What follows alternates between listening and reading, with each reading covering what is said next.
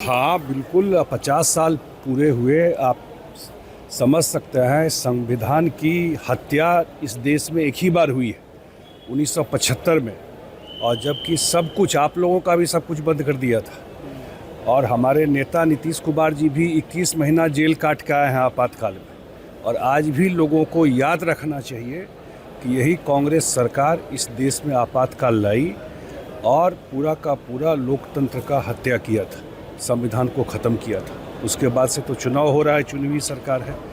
इसलिए आज के दिन यंग जनरेशन को ज़रूर याद रखना चाहिए कि इतिहास कितना काला रहा है कांग्रेस का। तेजस्वी आरोप लगा रहे हैं कि दलितों के ऊपर जो अत्याचार हो रहा है, गोडसे की आइडियोलॉजी फॉलो की जा रही है और जेडीयू भी अब देखिए, ये सब ऐसा है कि चुनाव का समय है, वो क्या बोलते हैं, कहाँ से उनको कौन ट्यूटोरियल देता है, उसका कोई फिगर तो है नहीं किसी के पास, कहाँ से वो फिगर लेके आता है। जहाँ तक बिहार में कानून की बात है, 20 साल में कानून का राज स्थापित हुआ है, और कहीं भी कोई घटना अगर होती भी है, वो तो दुनिया में कहीं हो सकती है, तो उस पर पुलिस कार्रवाई करके सज़ा दिलवाती है।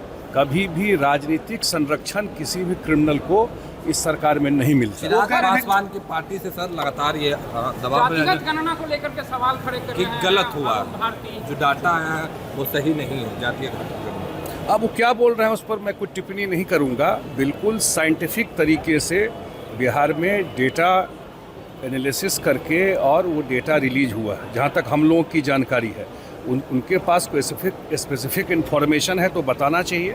लेकिन बिहार सरकार ने देश में पहली बार नीतीश कुमार जी ने जातीय गणना करवाई और पूरे साइंटिफिक तरीके से जातीय गणना करवाई और उसको रिलीज किया। तेजस्वी यादव कह रहे हैं कि आरएसएस में आप चले गए हैं, टिकट जेडीयू का अमित शाह बांटेंगे। अरे उनसे आप क्या अपेक्षा करते हैं बोलने के लिए? ये सब क्या आप लोग, इसलिए हम उनसे आप लोग क्या अपेक्षा करते हैं बोलने के लिए?